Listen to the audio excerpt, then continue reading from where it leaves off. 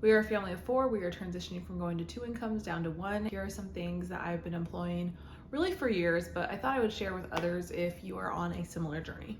First off, I have deleted all shopping apps from my phone other than grocery stores. Like I still have Costco and Walmart in case I'm doing grocery pickup or if I want to access my membership card. But I do not have Amazon on my phone. I do not have Wayfair. There's no shopping apps. If I want to purchase something that I can only get online, then I sit down at my computer and I put it into a cart. I pull out my card, or if I have automatic, whatever. This has dramatically put my spending down, and it really made me realize that there are so many things that I've been purchasing just because I thought of it once. I thought it would be nice to have that, and so I go ahead and buy it. Without having easy access to these things, it also has made me realize I don't need every single thing that I think of. Just because it might be nice for my kids to have 2 of something because they were fighting over it for a second, doesn't mean I need to purchase it in that moment. Just because someone suggested a book to me, I don't need to go run out and buy that book, pull up my phone and purchase it right away. In that same vein of talking about books, the second thing that I do is I utilize my library, but specifically for free audiobooks. I constantly am listening to audiobooks as I'm driving, cleaning the kitchen, whatever.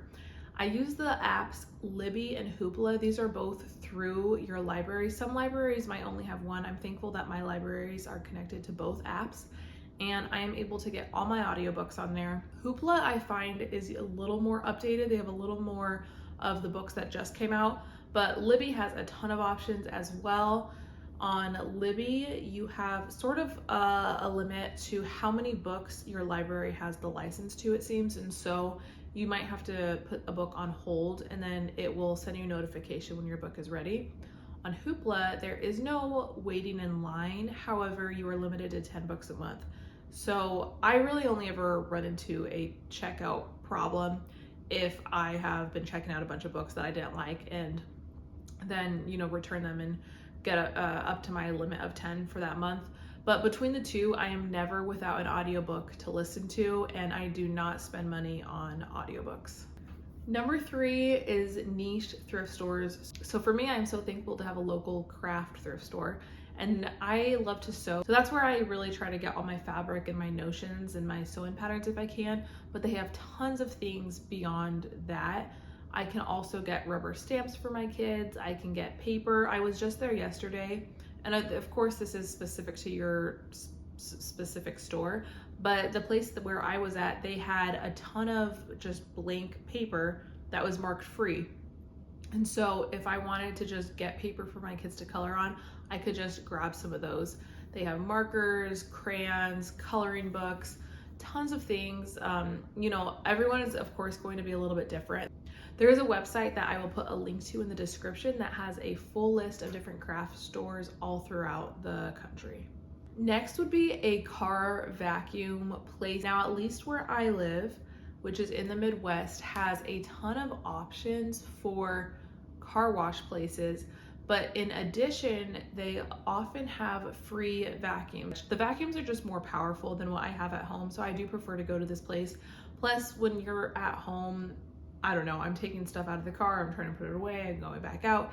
Cleaning my car there is just a lot easier for me.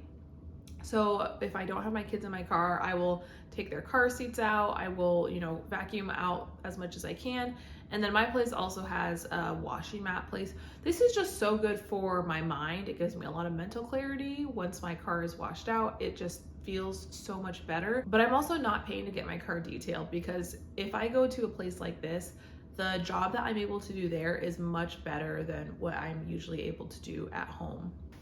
The next one, still car related, is asking for a discount when you get car services done. I typically take my car to Meineke, and so I know this is a chain, and so perhaps this is going to be specific to chain places. Recently, I've been asking if there's a discount or a coupon available. I did not used to do this. I only started doing this probably the last 5 oil changes or so, and every time they have given me at least $5 to $10 off. Last time I got a larger car repair done, I asked for any available coupons, and I got $25 off my final bill. If you are feeling any inhibition about asking for a coupon, I brought up to the guy that on their website, it gives you the option to add a coupon when you book your appointment. And I asked if that was working. He said it wasn't working. So he told me, always make sure you ask. So if you do feel apprehension about it, at least the guy I talked to said, just ask, don't worry about it. We will try to get it on there, but I have to be the one to bring it up. We're about at the halfway point. I would love to hear what some of your favorite money saving tips are for your family in the comments. One other thing that takes me seconds to do is if I am buying something from a larger website, I really quickly type into Instagram the brand. So this worked for me. I was buying for Christmas. I bought something from Bombas, and I just looked up Bombas discount code, and immediately multiple influencer videos came up, and there were influencer discount codes that they were sharing. And so I used one of their discount codes, even though I hadn't known about it before. I just know that a lot of times there's a lot of people who are posting on social media, and you can just look those up, and I think it got me $20 or $25 off my final purchase. The rest are kitchen related, which I feel like is where a lot of our family's money goes, is toward food and kitchen related items. I used to go out for coffee a lot, but I bought this a few months ago. I actually need to order some more. I need to sit down at my computer and order some.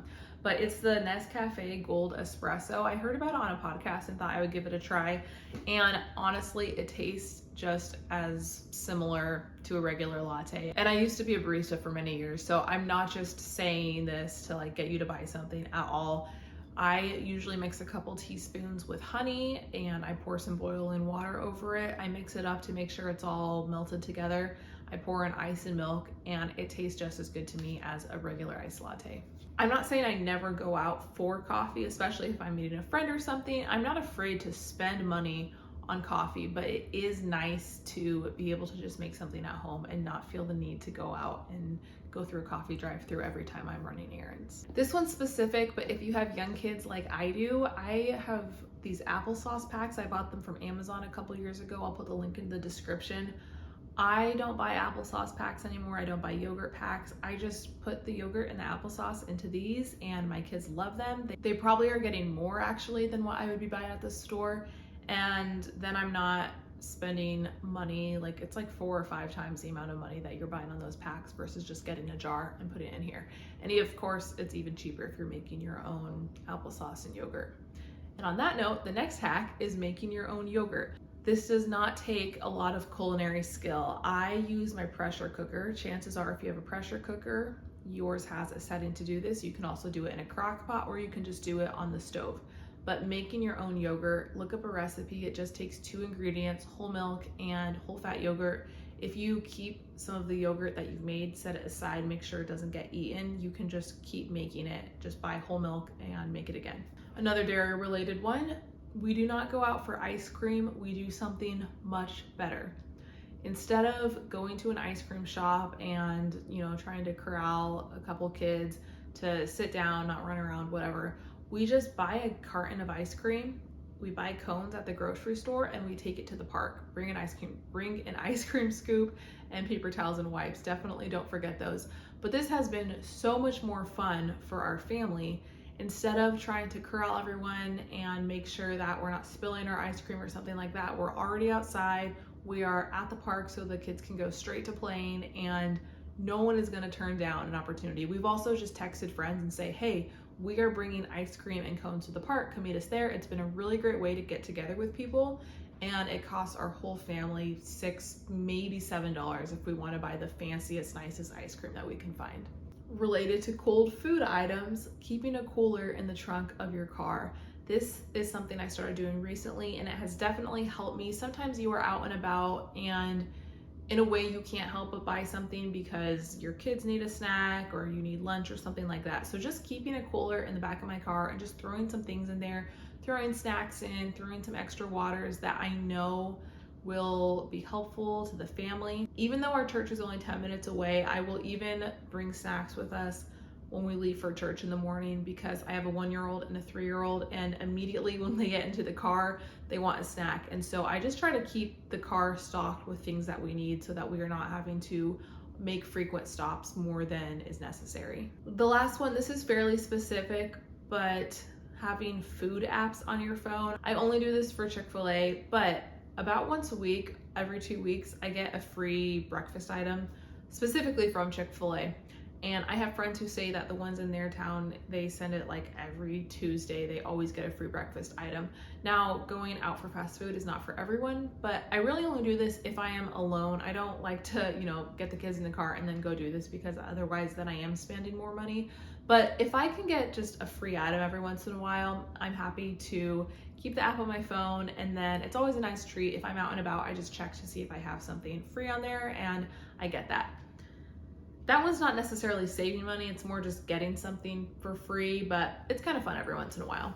I do hope that this was helpful. In the craft thrift store part, I mentioned sewing. I do love to sew. If you are looking to get into that, I do have some tutorials on beginner-friendly projects.